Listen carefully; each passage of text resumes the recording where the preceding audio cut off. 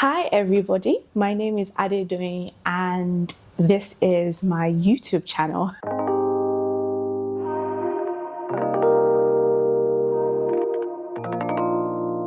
I have done YouTube channels before or YouTube videos before, but I wasn't consistent, and also because I wasn't really sure where I wanted to go with the content I was creating. So I was basically just creating vlogs. However, I'm doing this again. I'm trying to pick this up again, and this time maybe just focus more on talking about the things that I love doing, and my vlogs would be about those things. Hence the name of my page, Lady with Many Interests. Today's video is knitting. So I picked up knitting last year.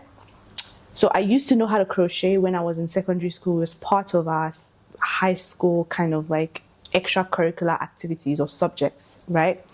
Dropped it many years, but then my best friend during the pandemic, shout out to wifey, picked up crochet. So she was learning via YouTube, and I was like, actually, yeah, I used to do this, let me pick it up as well. So I picked up crochet with her like a couple of months after she started, but then I always saw knitting videos, and something about knitting just tickles my fancy. So I was like, I need to learn how to knit, but I found it so daunting and I was too afraid to pick it up because I thought it required a lot of skill, right? So I didn't pick it up until last year, 2023, but to my surprise, it's easier than it looks. And there's tons of resources on YouTube teaches you how to knit. So this video is going to be one of those resources. So I'm doing this video for two reasons. The first is The first is that I have been getting a lot of messages from people on Instagram to say, oh, how easy is it? Can I do it? Or like, what do I need to start? Like, I would really like to start. Also, people have actually said it would be a really nice knitting content. So I was like, sure.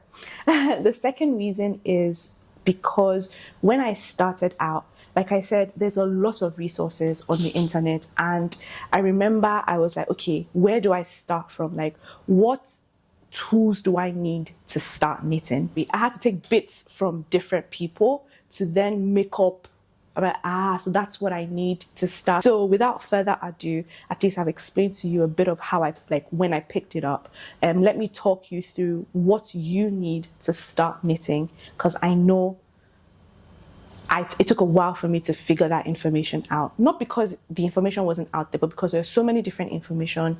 And yeah, so I'm going to try my best to make it as simple and as straightforward for you if you're a beginner as possible. Disclaimer, I am no professional. I am only sharing my experiences. So please bear with me. If you're a knit pro, like a pro, or an advanced, knitter, correct me in the chat with grace, okay? With grace. The first thing you need to start knitting is needles. And there are so many different kinds of needles, but we will not talk about the many different kinds of needles. We'll just talk about the one that I think you need to start up, especially if you're thinking to knit cardigans and sweaters and tops and so on. So my personal favorite would be circular needles. Now, circular needles basically mean this, it's like a U, right? With this, you can work on projects flat, but you can also work on projects in the round. So in the round basically means you're looping, going in circles, basically. And if you want to do projects in the round, you actually need circular needles. Now, the reason why these are my favorite is because it's a two-in-one. You can use it for, like I said, flat projects, but also circular projects. However, this is another kind of needle. The straight needles, compared to that, use the straight ones for projects that you want to work in flats. When I mean flats, panels. So you work on the back, then flat. You don't go in circles, and you work on the front, the sleeves, everything flat, and then you join. But with this one, you can do both. And that is why I am so glad that after my many hours of searching for what needles to buy, I ended up going for this because I wasn't sure. Like I said, too many different options, but I wasn't sure. And when I picked this, I was like, God, please let it be that these are the right ones. And it worked. It worked for everything that I've had to do. these have been my go-to.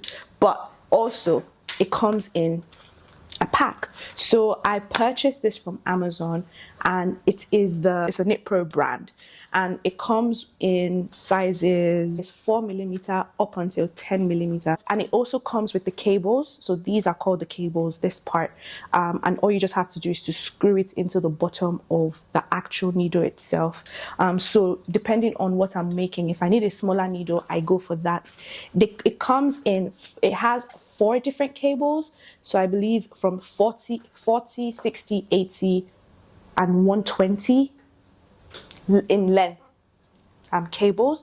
But then I had to purchase, I think, the 20 centimeter or the 40 centimeter, I can't remember. That is number 1 tool that you need.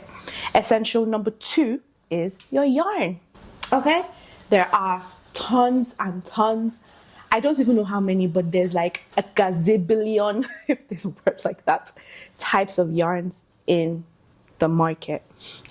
Depending on what you want to make, you choose the yarn. I started as a beginner with chunky yarns. What does that mean? The thickness of the yarn.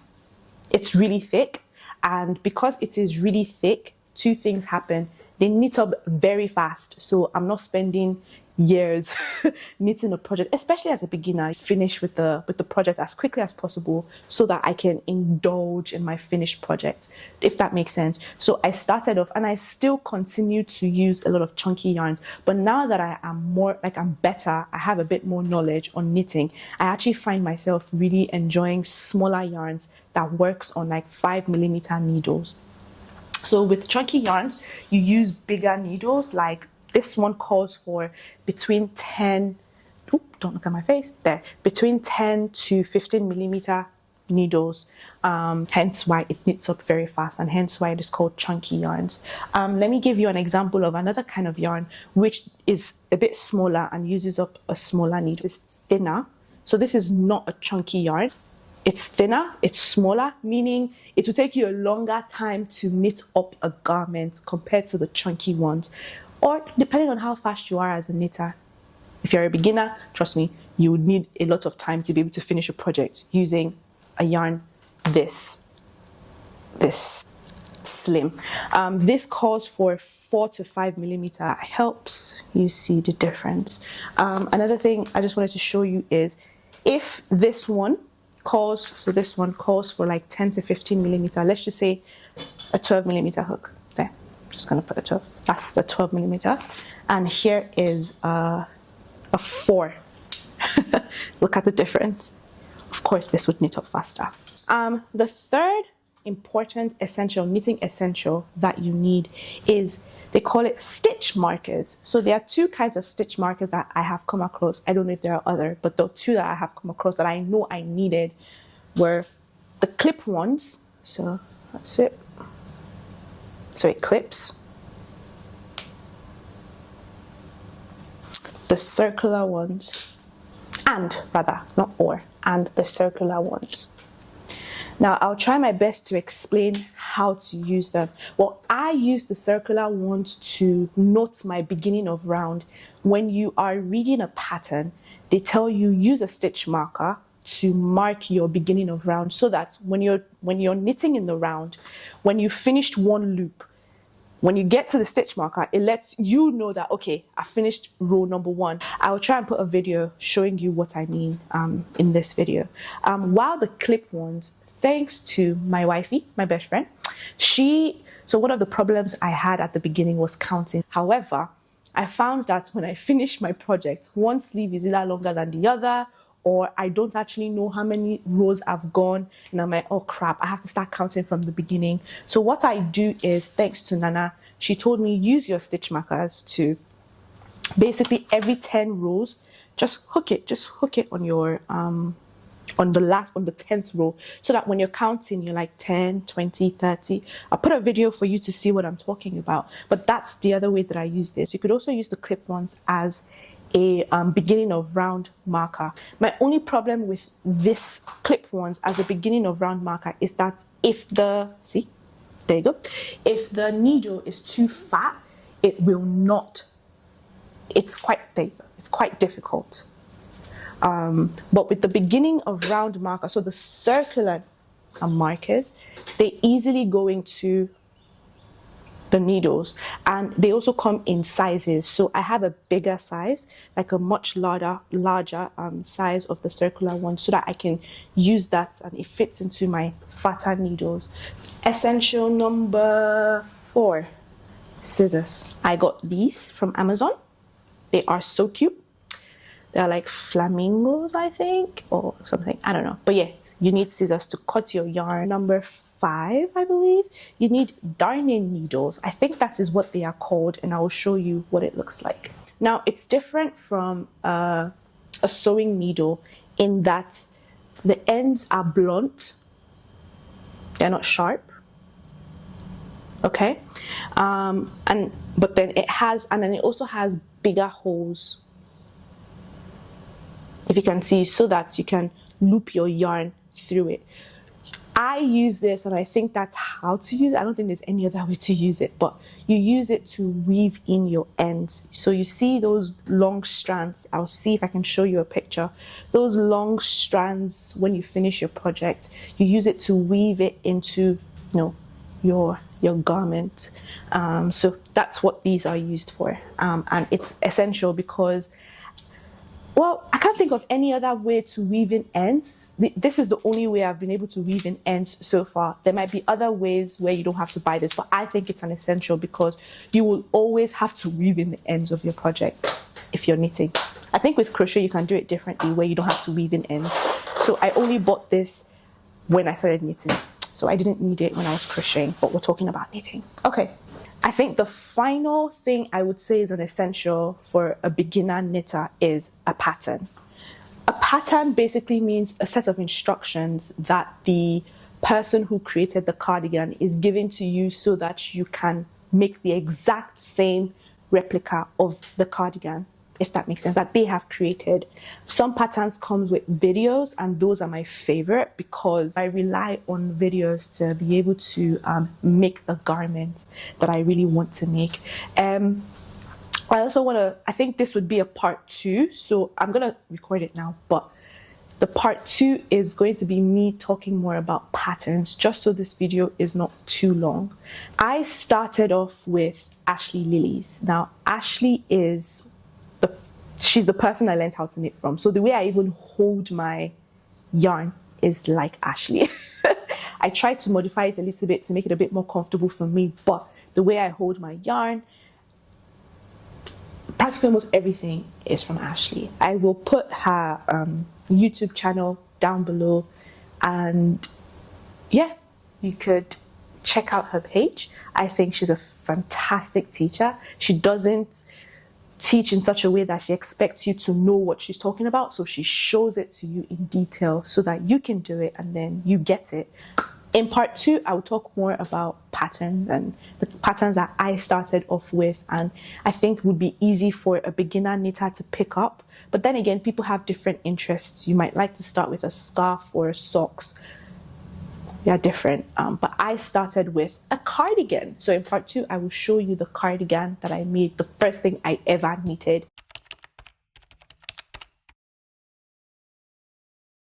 Now I'm going to talk about helpful tools. You don't have to buy it, but I think it makes your knitting more efficient and productive. And the first thing I would put on this list is a rule counter. If you remember, I mentioned, if you remember, I mentioned to you that I hated counting, and I hated the fact that I hated counting because it made me count from the very beginning because I don't know what row I am on, so it was just a disaster. So apart from using stitch markers to mark out every 10 rows, I also got a row counter, and it's very simple. Just turn it on, and oh, that's my the work I just finished, the pattern I just finished. I'm just going to start again. So this little button is to start again, and then every time you finish your row, you just tap, tap, tap. And also, I'm just going to show you how I use it. I wear it like a ring. So I just put it on this finger, and every time I knit, I literally just press it when I finish the row. So it doesn't occur to me to forget, if that makes sense, because it's so in front of me that I just find it so easy, and it has really made my life easy, especially because counting was just a hassle for me. And yeah, this has made my life easy. So I would recommend it as something that you should have as a beginner, just so that you can escape the hurdle that I had to overcome of counting, because that usually discouraged me when I realized, wait, what row am I on? And I have to start like, oh, I can't be bothered. So I just dropped the project, you know. So this would be something that I think would really help you. The second thing I would put in this category as not as an essential, but as a helpful tool to have, are stoppers. Now, I purchased this fairly recently, so like I said, it's not an essential. If you don't have it, it's not the end of the world. But if you have it, it does help. And I have like a pack. I think this was like £2 from Amazon. Literally. So I was like, it's not going to hurt to have this in my knitting stash box. And honestly, the way you use it, or what it is used for, is like its name. It's a stopper. So if you are the kind of person that likes to take their projects out and about when knitting, or even when you don't, like if you can't finish the project in one sitting and you need to come back to it, I find these very helpful because they literally just protect your project from falling out. Comes in different sizes. The one that I purchased for £2 comes in different sizes. So honestly, it doesn't hurt. It's very helpful. When I go out and I have my knitting project with me and I have to stuff it in my bag, I don't have to worry about my project, you know, falling out from the needles. Because if there's one thing I hated, I'd still hate from knitting, is when your a stitch falls out. Oh, that is the bane of my existence. I don't like it. That's when I get really tense, because I'm like, I have to like try and put everything back on the needle, and it just stresses me out. So this has been a lifesaver to prevent that from happening most times, you know. And the final thing I would put in this category is blocking boards and pins. Now, I'll put up a video that shows you what it is, but I think the reason why I have put this in this category is because of I always knit my sleeves too short. The only reason why I bought a blocking board, because I don't like blocking. Reason why I don't like blocking is because I just find it stressful, and I just want to wear my garments like the moment I finish knitting it. Blocking basically means it's like the ironing for knitting, just like how when you wash your clothes and it's all rumpled or whatever, you iron it, right? Blocking is essentially the same thing. It relaxes the fibers of the wool or that you've used to knit up your project, and it actually makes it look really good. I'm not gonna lie. Blocking relaxes the fibers, and it's recommended. I don't always do it, I'll be very honest. I do it when I feel like I have made my sleeves too short. So I'm like, So with blocking, I get the opportunity to stretch the fabric as much as I can so that I can get that extra length that I refused to add when I was actually doing the knitting. And you're able to do that because, again, blocking releases the wool, and it gives it that extra stretch or shrinkage. So that is what blocking is, and that is why I put it as an essential, not as a helpful tool. Final category, I call this add-ons, additional tools. They're not essentials. You won't die if you don't have it, but you could just have it in your stash if you want to be extra productive. One of this is the cord. So cord for holding stitches. I don't know if there's a better way of saying it. I'm pretty sure someone has given it a better name, but that's what I know it as. And okay, I have so many. Hold on. I went for brighter colors because I often knit darker colors or neutral colors. I often knit neutral colors. But I think one thing I would say, this is just a side note, knitting has really got me out of my comfort zone in terms of colors. So I'm starting to explore more of colors. But anyway, back to the cords. What are these used for? They are basically used to hold stitches. So when you're reading a pattern, it would often tell you to hold your stitches. Mostly what I have come across is the sleeves, because when you're knitting, most times you finish the body first before you then start the sleeves. Those are the patterns that I have come across. So I always have to put my stitches of the sleeve part on something, because you're holding it there. And so again, these are not, you don't have to buy it, because you can actually use leftover yarn. Honestly, you can use leftover yarn and then just insert a leftover yarn into your darning needles and then use that as a stitch holder. But when I found a video of this on the internet, I was like, this is not bad. Makes life easy. You just have to insert this at the tip of your needle, and then you can slide your stitches on it. I'll show you a video of what I mean here as well. And I think when I started using it, I thought, okay, this is a brilliant idea, and that's what I've been using, as opposed to threading a waste yarn in a darning needle. The other thing I put in this category is wrist straps. So again, this is a personal purchase of mine.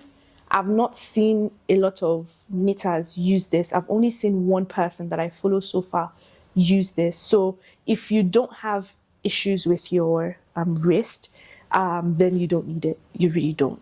Or if you're trying to protect your wrist from hurting, because when you start to knit, and if you knit quite often, the chances are you might start to have like wrist pains and whatnot. And so this is just to keep my wrist sturdy, because I've started having wrist pain from getting old. Anyway, so not an essential, it's just a personal item of mine to kind of help my wrist. The third thing I put in this category is a notebook. But to be honest, guys, I'm not practicing what I preach. I don't.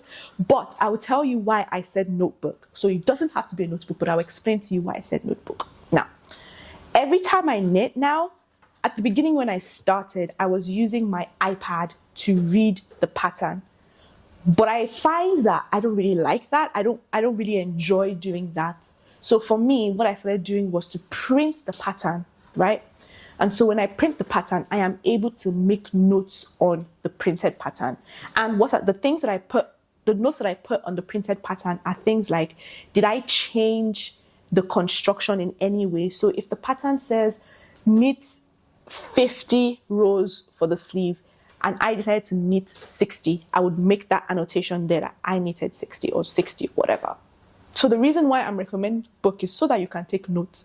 Because if you wanted to make the same garment the way you had done it before, but you did not take note, then you're basically having to try and remember. And let's be honest with ourselves, we never remember. We don't. We just don't remember. So the reason why I put book is because for some of you, you might like to have a book and to actually make notes of the things, the changes that you made from the pattern or whatnot. For me, I just annotate it on the piece of paper that I printed, because I print out the pattern. Yeah, I'm old school like that. Like I said, I'm old. Anyway, so that's why I said a book. But what I really mean is somewhere or something where you can make note of if you made any changes. Also, the other reason why is, which I think is a good practice. I never used to do it at the beginning, but it's a good practice. People recommend, experienced knitters recommend that before you start, read the pattern. I know, you just want to start, right? That was me. So I didn't used to read the pattern. So if you were like me, don't worry, no one is judging. But based on my own recommendation as well, I see why knitters tell you to read the pattern first, and they also tell you to highlight the size that you are making for yourself, because there are so many different numbers in a pattern. You can easily swap a number that is not like the size that you're not working on with another size, and before you know it, you're maybe halfway through the work and then you realize you have to frog. It's good practice to highlight or underline or circle the size that you are making throughout the entire pattern. Hence why they recommend that you read it first, so that you can familiarize yourself with the size. So it's just good practice that I recommend. Yeah, if you don't want to do it, good for you. And if you end up frogging, maybe you like to frog, I don't know, but yeah. Anyway, now the last thing on this list, and it's the last thing I will be talking about, is a fabric wash, wool wash, yarn wash. I don't know what term they call it, but it's basically a specialized type of like soap used to wash to block your garment. Can I be honest? I don't have. Especially as a beginner, you don't really need to worry yourself about it. So what I use is my fabric softener. So we use a small product, and I find their fabric softener works well with my garments when I want to block it. So that's all I use. I'm gonna have a separate video showing you how I block, but that's all I use to kind of block my garment. So many other things I would love to talk about, but I think this video will be longer than I want it to be. I really want to try and stick to like 25 max 30 minutes. I hope it helps. I hope it encourages you to start knitting. It is simpler than it looks, I promise, and it's enjoyable.